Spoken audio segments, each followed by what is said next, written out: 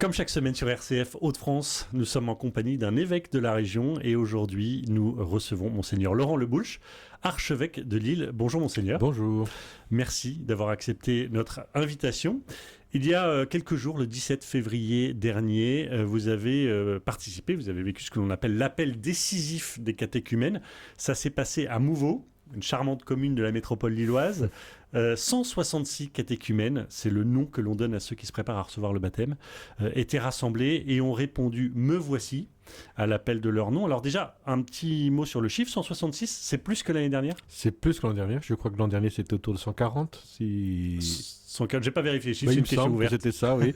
Donc c'est plus, Donc oui. c'est en progression. Et c'est en progression pratiquement dans tous les diocèses de France. D'accord. Donc c'est pas simplement un fait isolé, ça devient significatif. Ça devient significatif. Alors cette étape, l'appel décisif, pour les auditeurs qui connaissent un peu moins, c'est le dernier pas avant le grand saut, si je puis dire, du baptême. C'est le dernier pas avant la préparation ultime, qui est le temps du carême, puisque le temps du carême a été fait pour les catéchumènes. Et c'est vraiment un temps très, très, très chargé pour les catéchumènes, avec une prière intense, avec des rituels qui vont succéder lors de ce qu'on appelle les scrutins, le dimanche dans les paroisses. C'est un temps de combat, parce que plus on arrive près du but, plus il peut y avoir de la résistance. Donc c'est vraiment un temps très très important avant le grand plongeon dans le baptême, dans la veillée pascale. Vous parlez de combat spirituel. Oui, de combat spirituel.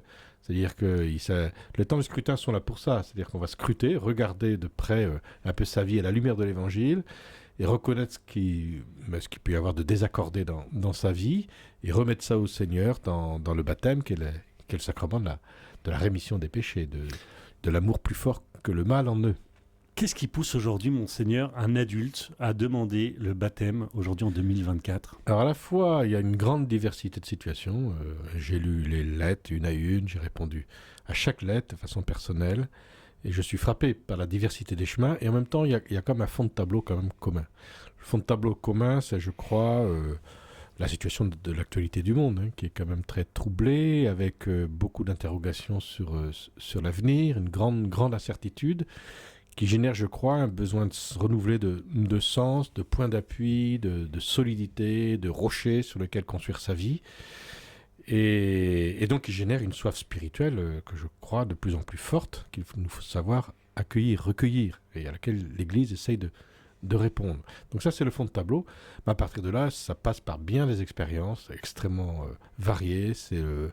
C'est souvent un temps d'épreuve qui a remis en question de façon radicale un peu. C'est-à-dire les gens traversent une épreuve et donc ils réfléchissent la mort d'un sens de la proche, vie. la maladie, une succession d'événements qui font que c'est aussi la découverte par des choses tout à fait étonnantes, l'entrée dans une église. Quand je dis l'église bâtiment. Il y a des gens qui rentrent dans une église et il se passe quelque chose. Il se passe quelque chose, ils ont le sentiment de trouver là un lieu d'apaisement, un lieu de sérénité, et ils reviennent et ça les pousse à demander aller plus loin. Ça peut être l'expérience de la rencontre. Il y a toujours un moment ou l'autre, de toute façon, la rencontre avec un chrétien. Ou avec, oui, c'est ça, c'est-à-dire que l'évangile passe d'une personne à une autre. Exactement. Et puis, il y a tout ça, il y a des expériences un peu étonnantes d'ordre mystique. Il y a des expériences mystiques. Qui, je crois, se développent un peu à travers des songes, à travers des sensations de joie profonde à telle occasion. Enfin, il y a plein de chemins possibles, mais pour chacun, c'est comme une espèce de libération, de découverte intérieure, d'un appel fort à suivre le Christ. Quels sont les profils des jeunes ? Alors là, les 166 catéchumènes dont je parlais, ce sont des adultes. Ce sont des adultes, oui. Ce ne sont pas à partir de 18 ans, les collégiens, lycéens, alors, qui vont eux aussi... qui sont 200, enfin pas loin de 300. Donc, presque voyez, 300 on est sur des nombres qui deviennent importants. Le profil de ces jeunes, de ces adultes, c'est plutôt des gens qui viennent d'un univers athée, sans religion, ou il y a aussi des gens qui viennent d'autres religions ? Il y a de tout. Une partie, et certains même dans des milieux extrêmement vigoureusement antichrétiens, il y a certains catéchumènes qui vraiment non seulement n'ont pas eu d'éducation religieuse, mais plutôt une éducation anticléricale. Ça arrive. Il y a ceux qui ont une éducation plutôt sympathisante, mais qui n'a pas donné lieu à suite. Et puis il y a quelques personnes qui viennent d'origine autre que le christianisme. Je pense de religion, enfin, pas forcément de confession, de tradition musulmane. Voilà, donc là aussi c'est très divers. Par contre, une constante aussi là, c'est que l'âge rajeunit beaucoup. C'est-à-dire que les années précédentes, nous étions sur des personnes en moyenne de 35 à 50 ans. La majorité était là. Aujourd'hui, la grande majorité, et de façon flagrante, hein, c'est quasiment les 2/3, au moins. Et peut-être même les 3/4. 138 au moins de 40 ans. C'est ça, entre 25 et 35 ans la plupart. Bon, donc j'imagine que ça réjouit l'évêque de Lille que vous êtes. Oui, bien sûr. Pourquoi est-ce que ça vous réjouit d'ailleurs? D'abord, j'aime beaucoup le catéchuménat. Je suis très intéressé par le catéchuménat parce que c'est le signe que l'Esprit Saint travaille encore les personnes, qu'il y a une fraîcheur du questionnement qui me séduit beaucoup, qu'il y a une aspiration, une soif réelle que je trouve admirable. Donc je suis très, très... les rencontres avec les catéchumènes, pour moi, sont des temps précieux. Hein. Qui vivifient des temps forts. Votre ministère. J'espère pour eux aussi, mais en tout cas pour moi, oui, ça me réconforte. J'aime aussi...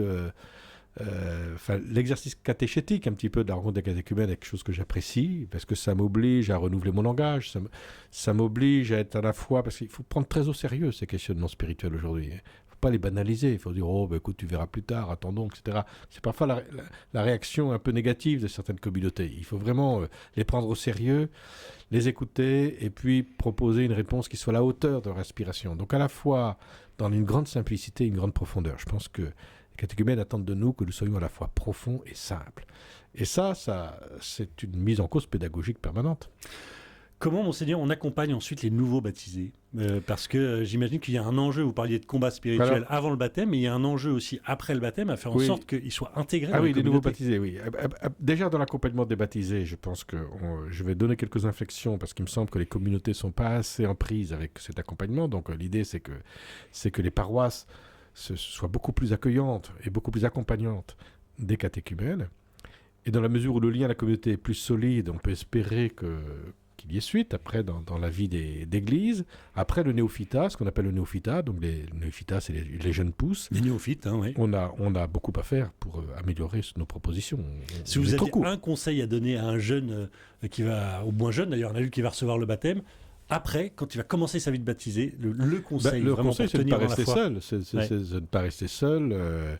Et même si, j'imagine bien que parfois, vous savez, il y a un tel investissement pendant le baptême qu'il y a une espèce de décompression qui font qu'on relâche un peu. Ça, je l'entends. Hein. C'est un phénomène humain.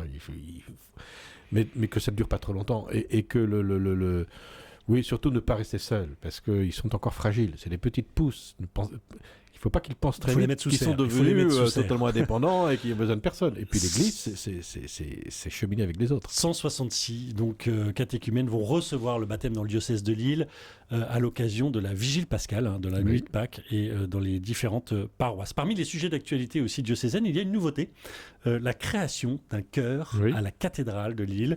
Les auditions pour ce nouveau chœur vont se dérouler le 14 et le 16 mars prochain.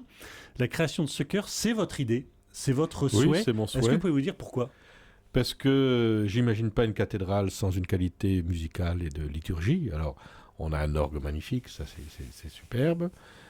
Et puis sinon, c'était quelques solistes qui entraînaient l'assemblée. Mais il me semble que quand les gens viennent dans une cathédrale, ils attendent autre chose. Ils attendent une qualité de musique liturgique au service de la prière. Et il me semble qu'un chœur, alors on a beaucoup réfléchi, un chœur d'enfant, mais là ce serait plutôt un chœur d'adulte, mais qu'un chœur est précieux. Et il aura vocation donc il ne fera pas toutes les messes, parce que ce serait beaucoup trop demandé. Une fois par mois, probablement, pour commencer, puis les grandes fêtes liturgiques.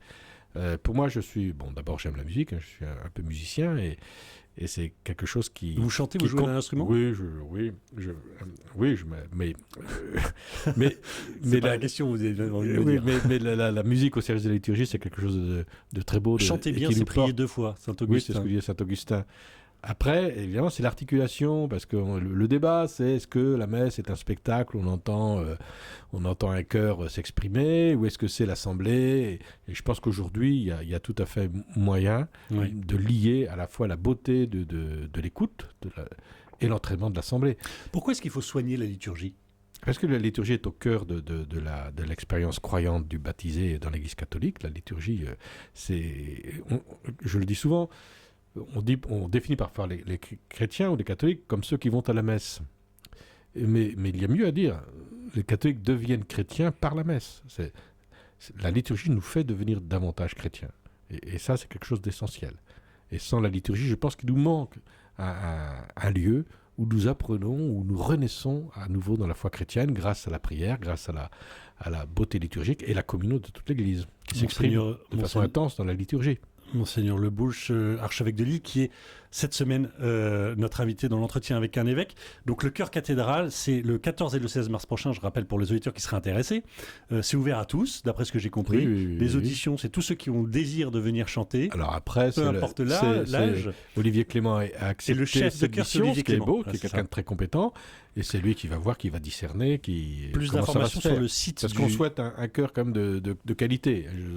Voilà, c'est pas simplement... Bien sûr, une audition, ça veut dire une sélection. Par plaisir du chant. On est là pour servir la liturgie et de façon heureuse. Alors, ceux qui seront intéressés ou qui seraient intéressés peuvent se rendre sur le site du diocèse lille.catholique.fr. 2024, Monseigneur, c'est l'année de la prière, voulue par le pape François en préparation du grand jubilé de 2025. Oui. Année de la prière. Pourquoi la prière est fondamentale pour un chrétien ? Elle est fondamentale parce que la prière est l'endroit où on se relie au Seigneur et de manière vivante. Pas simplement en se rappelant un souvenir, mais vraiment en se mettant en disponibilité de Dieu pour qu'il agisse en nous. Donc il n'y a pas plus fondamental que cette attitude qui nourrit toute l'existence. C'est-à-dire qu'on voit bien que la prière, elle n'est pas enfermée dans le temps de la prière. Cette manière d'être en attitude de réception de Dieu dans la prière, elle colore ensuite toute notre vie, toute la journée. Quel conseil vous donneriez à quelqu'un qui nous écoute et qui dit c'est vrai que moi je ne sais pas trop prier? Alors il y a plusieurs manières de prier, il y a des tas de méthodes, je ne vais pas renvoyer vers des tas de bouquins qui existent aujourd'hui, parce que c'est un sujet qui intéresse beaucoup aujourd'hui. Il y a la prière communautaire avec toute l'Église, qu'il ne faut pas oublier, qui est essentielle dans le catholicisme, et la prière personnelle. Et c'est surtout là que les choses sont un petit peu plus difficiles. Le facteur le plus important, c'est le facteur temps. C'est donner du temps. Dégager du temps. Si je ne donne pas de temps, je ne prierai jamais. Il faut mettre dans l'agenda. Et ça, j'ai maîtrise de cela. C'est-à-dire, s'il y a un événement dont j'ai maîtrise, c'est de donner du temps. Ce qui se passe dans la prière, je n'ai pas grande maîtrise. Et d'ailleurs, la prière est une invitation à la démaîtrise, puisque c'est laisser le Seigneur travailler en nous. Mais ce dont j'ai maîtrise, c'est le temps. Et donc, accorder tel temps et de façon fidèle et régulière à ce temps de prière, en soignant, je pense, l'introduction dans la prière, qui est à mon avis capitale, c'est-à-dire en faisant un très beau signe de croix sur soi, en exprimant un désir fort de se mettre à disposition du Seigneur, et puis le point terminal, qui est de rendre grâce pour ce qui s'est quoi qu'il se soit passé, on a pu s'embêter. Il y a des temps de prière où on s'ennuie, il y a des temps de prière mais gardons confiance que à partir du temps que je donne, le Seigneur travaille. Merci Monseigneur d'avoir été notre invité cette semaine. Nous avons déjà fini parce qu'on avait d'autres sujets, mais donc du coup... Et on est pris par le temps. Faire des prolongations.